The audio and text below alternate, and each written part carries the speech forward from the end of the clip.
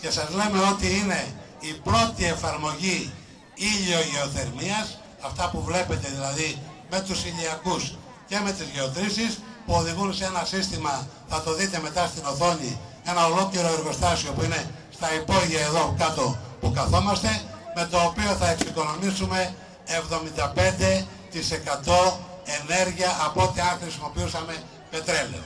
Αυτό σημαίνει πάρα πολλά, αυτό σημαίνει ότι θα είναι φτηνή η ενέργεια, αυτό σημαίνει ότι είναι πράσινο κολυμβητήριο με την έννοια ότι δεν θα έχει εκπομπές από την κάψη του πετρελαίου, και πράσινο προσπαθούμε να κάνουμε με την έννοια δηλαδή των ανανεώσιμων πηγών ενέργειας όλο το αθλητικό συγκρότημα.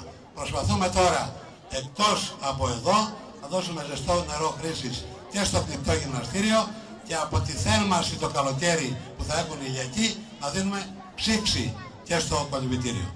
Δεν είναι εδώ σήμερα, δεν μπόρεσε να έρθει ο αγαπητός μου φίλος, πρώην Υπουργός Ενέργειας και καθηγητής στο Πανεπιστήμιο Θεσσαλονίκης, ο Βαγγέλης Ολιβιεράτος. Είναι αυτός ο οποίος με πίστεψε όταν πήγα και του είπα ότι θέλουμε να εφαρμόσουμε την ηλιογεωθερμία και μας χρηματοδότησε ως καινοτομία με 600.000 για να έχουμε ένα κολυμβητήριο βιώσιμο και πρότυπο, όχι μόνο πανελλαδικός αλλά και πανευρωπαϊκό. Αυτή τη στιγμή στο Πράσινο Ταμείο υπάρχουν αιτήσεις για να εφαρμοστεί αυτό το σύστημα της ηλιογεωθερμίας.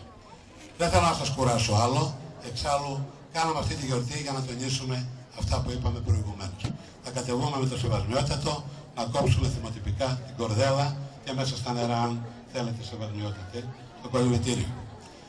Πρέπει να ευχαριστήσω όλους τους ανθρώπους που τόσα χρόνια, γιατί πιστέψτε με ήταν πάρα πολύ δύσκολο, στο Ελλάδα 2004 μπήκε αυτό το έργο, το Ελλάδα 2004 από το 2003 χρεοκόπησε σε όλη την περιφερειακή Ελλάδα, εμείς καταφέραμε με 1.300.000 επί υφυπουργείας Θάνου Μωραΐτη στο Υπουργείο Ανάπτυξης να ολοκληρώσουμε αυτό το έργο.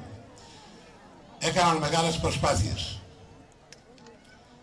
Όλοι οι άνθρωποι από τη Γενική Γραμματεία Αθλητισμού τότε το 2000 με το προσχέδιο, την προμελέτη που έδωσε, με τον κύριο Αλεξανδρόπουλο μέσω της Δόξας που ήταν η εταιρεία που ολοκλήρωσε το έργο, τον Νίκο που ήταν ο αρχιτέκτονα αυτού του έργου, με τον επικεφαλής της τεχνικής υπηρεσίας Μαλιάδας στο Ρουμελιώτη που το επέβλεψε μέχρι την τελευταία λεπτομέρεια, και βέβαια με τους ανθρώπους οι οποίοι επέβλεψαν τα μηχανολογικά. Τον κύριο Κωστιπή που είναι παρόν, τον κύριο τον διευθύνοντα της γεωθερμίας, τον κύριο Κώστα τον Καπετανάκη, ο οποίος και αυτός είναι παρόν.